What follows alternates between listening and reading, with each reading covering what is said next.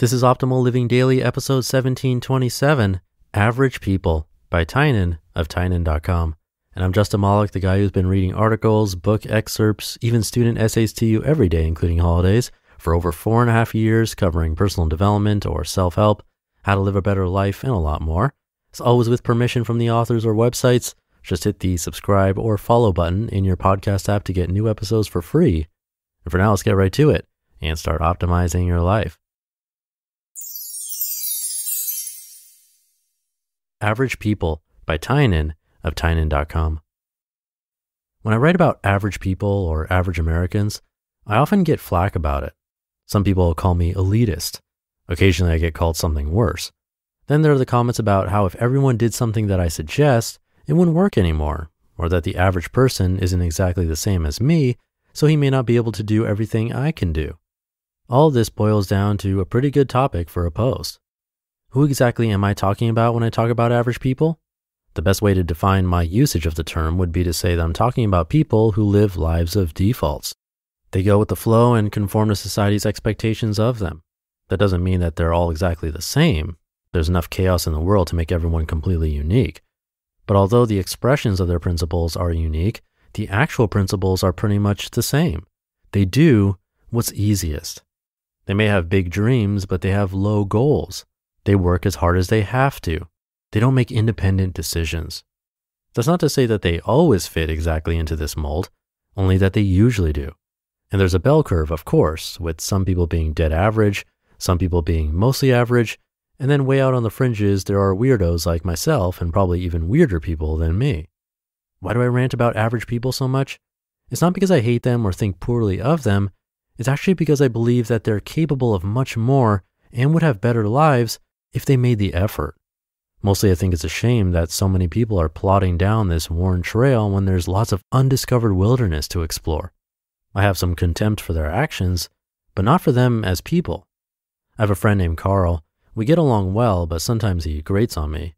He does really weird things that he insists are definitely the best, and he won't stop talking about them until he switches to the next weird thing.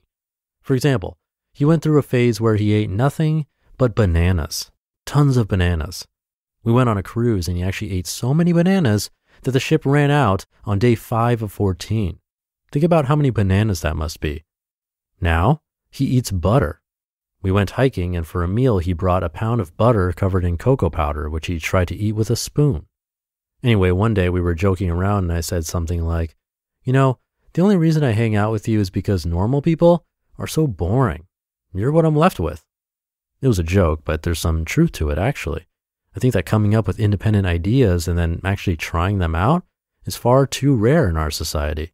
Even when someone's trying out loopy diets like Carl's, I still have to give them credit for actually thinking and doing. And of course, he has ideas that I like too. So when people ask me, rhetorically, what would happen if everyone did the same thing as me? I think they're missing the point. A while back, I wrote something called the Hustler's MBA, which was an alternative to a college education. It cost way less, was designed to make the student earn money, and taught practical skills. One such practical skill was learning poker. Aha, cried the haters, but if everyone tried to play poker, it wouldn't work anymore. I agree. When everyone does the same thing, it pretty much never works. Like college. College was great until everyone did it, and thus diluted its value.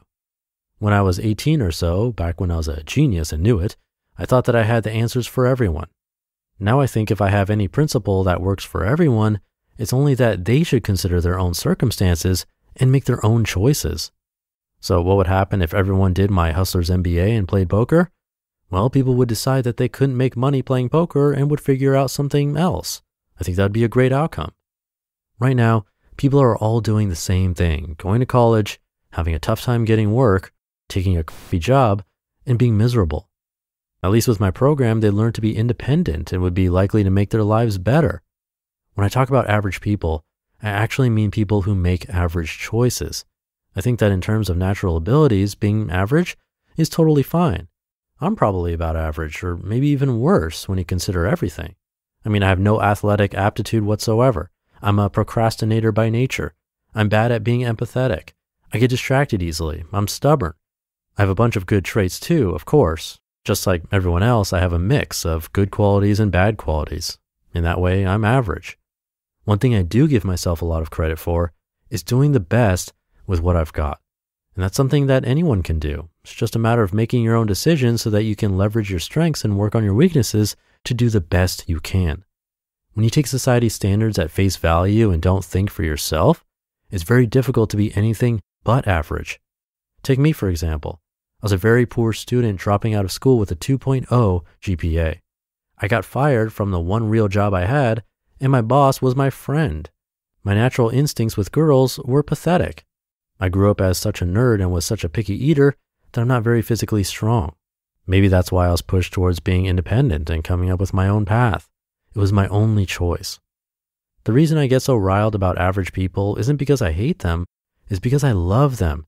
It's because I love seeing people go from average to excellent in their own unique way. People who really think independently and chart out their own courses inspire me. Even within the most average of average, if you spend enough time with them, you'll see that spark of something more, that desire to break out of the mold and be who they have the potential to be. I rant and rave about them because I don't know how else to spur people to action. I do it to give encouragement to those who have already decided to be something more than average and to push the average to listen to that voice within that wants them to start living proactively. You just listened to the post titled Average People by Tynan of Tynan.com. I'll keep this ending short for the middle of the week Wednesday episode. Thank you for listening and being here and for subscribing to the show. Please do subscribe for free if you haven't already. Have a great rest of your day, and I'll be back tomorrow as usual, where your optimal life awaits.